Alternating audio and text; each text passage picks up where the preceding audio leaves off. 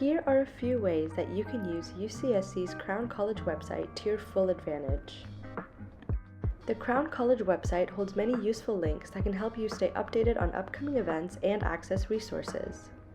For starters, by clicking onto UCSC campus, you can easily view upcoming UCSC events.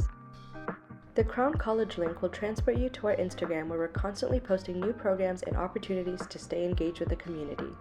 The athletics link will take you to UCSC's athletic department, where you can access their calendar for information on games, stats, and schedules.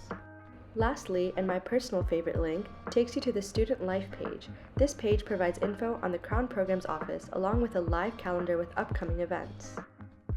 Select your preferred viewing and get an overview of deadlines and programs across campus. You can add any event you're interested in with a click of a button.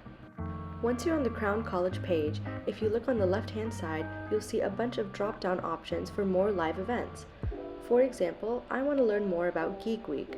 By clicking on Geek Week, I'm taken to an info page with all the relevant dates, updated guidelines, and background on the event.